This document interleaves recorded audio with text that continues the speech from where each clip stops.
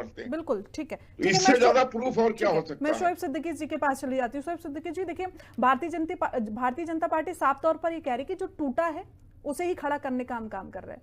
इस पर धर्म या राजनीति कैसे मतलब नजर आती है, क्योंकि मोहम्मद साहब ने यही बोला कि वो राजनीति हो रही है। बहुत देर कर दी मेहरबा, आते आते कौन जिंदा रहता है शहरों में तक। देखिए अभी बात हो रही थी कि अभी आपने कहा कि इतिहास रच दिया, तो हिंदुस्तान ने उस वक्त इतिहास रचा था पहली बार जब मुल्क 1947 में आजाद हुआ था। मैं उन माओ को नमन करता हूँ जिनके बच्चे शहीद हो गए हमें आजाद कराने में, उन बहनों को नमन करता हूँ जिनके भाई शहीद हो गए हमें आजाद कराने में।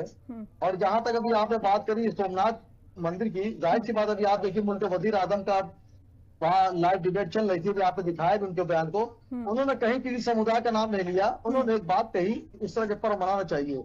देखिए इतिहास हमेशा जो है जब बनता है, जब कोई मंदिर बन रहा हो तो इतिहास बनता है, जब कोई मस्जिद बन रही हो तो इतिहास बनता है, जब कोई चर्च बन रहा हो तो इतिहास बनता है, जब कोई गुरुद्वारा बन रहा हो तब इतिहास बनता है। ये हिंदू मुस्लिम और ये जो इस तरह की सियासत होती है मैं इससे बहुत दूर रहता हूँ। देखिए अभी आपने बात जैसे कही कि बन रहा है वहां पर सियासत रोटी सेकी जा रही, तो मैंने हमेशा एक बात कही जो उनका फर्ज है वो अहले सियासत जाने, मेरा पैगाम मोहब्बत है जहां तक पहुंचे।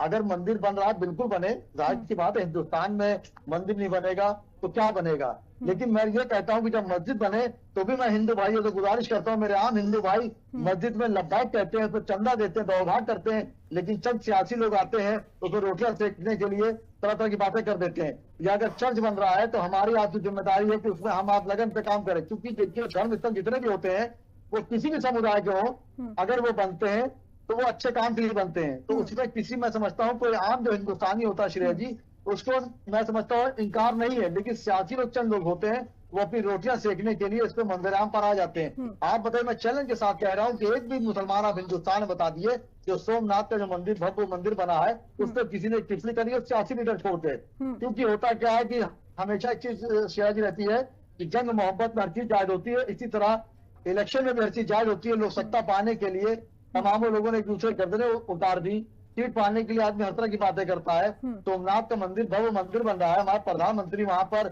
लाइव टेलीकास्ट में अपनी बात कर रहे हैं, लेकिन आप देखिए कितनी अच्छी बात उन्होंने कही, उन्होंने किसी समुदाय का नाम नहीं लिया, एक अच्छा पैगाम दिया। उनका ये कहने का मतलब था कि मंदिर बने, मस्जिद बने, चर्च बने, गुरुद्वारा बने, कोई भी बने तो सबको लब्बैक कहना चाहिए और उसकी मदद करना चाहिए, क्योंकि एक भगवान की चीज बन रही है, एक अल्लाह का घर बन रहा है, एक गॉड का घर बन रहा है, एक वाहेगुरु की चीज बन रही है।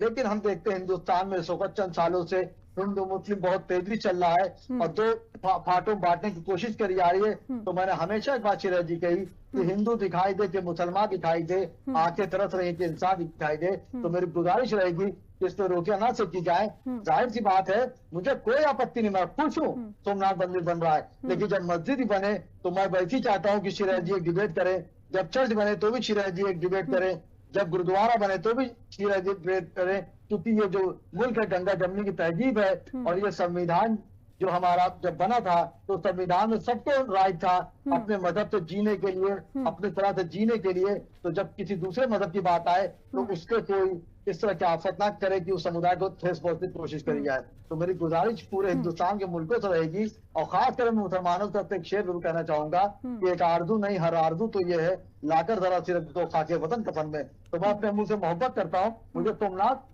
मंदिर से कोई वो नहीं, मैं खुश हूँ। प्रधानमंत्री का आप श्रेया जी का आप बयान देखिए तो उन्होंने किसी समुदाय का नाम नहीं लिया और पसे पर्दा उन्होंने अपनी हर बात कह दी।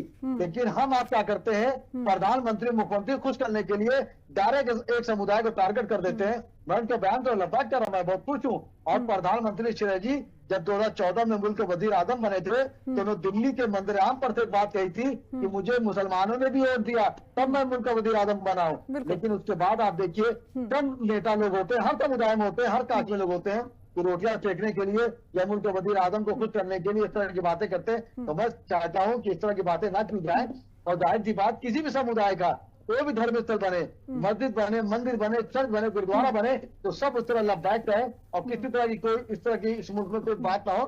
महफूज कोई ऐसी बात नहीं है। लेकिन अफसोस ये होता है कि 1947 के बाद से 2025 तक मुसलमान की जब कोई बात आती है तो हर लोग जो है खिलाफत करने लगते हैं और जो दिखाने की पार्टी हमारे साथ रहती है वो उससे को बयान नहीं देती है, किनारे कट जाती है, तो इसलिए मुसलमान को बड़ा अफसोस होता है। उस वक्त 47 जब आजाद हुआ था, बिल्कुल शोएब साहब, अभी आपने ही बोला ये बात कि हिंदू मुस्लिम सब यहाँ पर रहते हैं और सब एक दूसरे से खुशी रहते हैं। ये राजनीतिक कुछ लोग ऐसे हैं जो रोटियां सेकने का काम करते हैं। फिलहाल समय इतने की इजाजत देता, आप हमारे साथ जुड़े उसके लिए बहुत बहुत शुक्रिया।